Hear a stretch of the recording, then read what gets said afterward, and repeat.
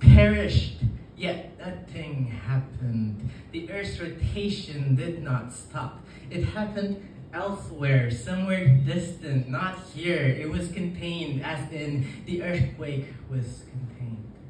Struck a place much farther than the distance the average man would care. The dead was not our dead.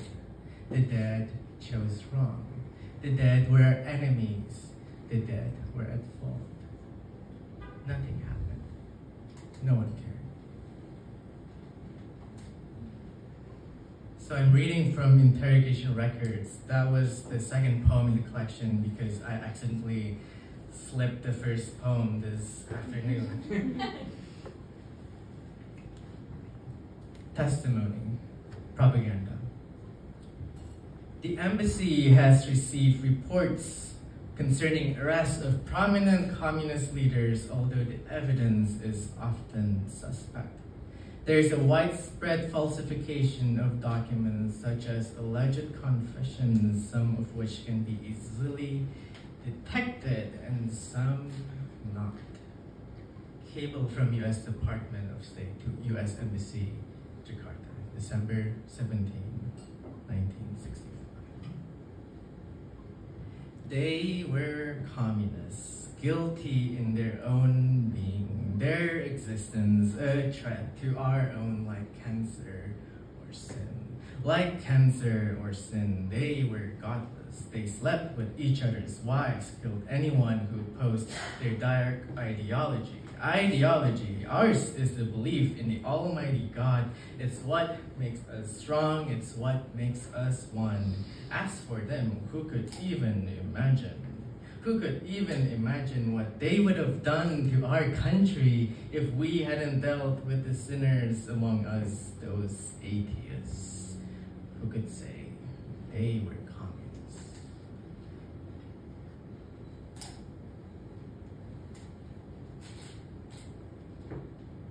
Research process. One book cites a library containing a collection of oral interviews with old survivors of the massacre. Upon looking up that the library is in my home city, I drive to that unfamiliar district, passing tight roads and corners that only fit one car. I arrive at what looks like a bungalow. I wave to the person inside. He lets me in, but says he's left the archives key back home. I'm the first to visit since he took his position some time ago. Oh, and we don't have a cassette player. Bring your own. Where could I possibly find one?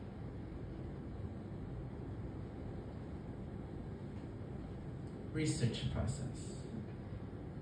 I visit again the very next week, even though I've yet to find a player. I peruse the small library, Lenin's collected essays, books on Japanese and Dutch occupation, some Japanese poems, and the life work of the writer Kamudia, alleged communist imprisoned on Buru Island. I find a shelf full of his published novels, some copies of earlier drafts and letters. I find 6 titles I wish to borrow and ask the librarian if I could. No, he says, and instead promises to photocopy them for me by next week.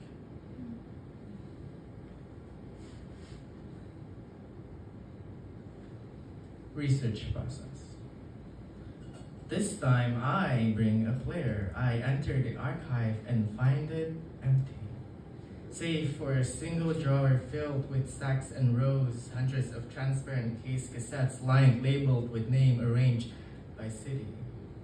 Jogja, Surabaya, Medan. I start with mine. I find one from a survivor who shares my lost family name, Chandra, the same name Father made sure wouldn't get passed on to his children. When I was born, he named me without Chandra. My middle name became my last. I was supposed to start a new lineage, one where my name doesn't seem Chinese. Thus, Sophronius.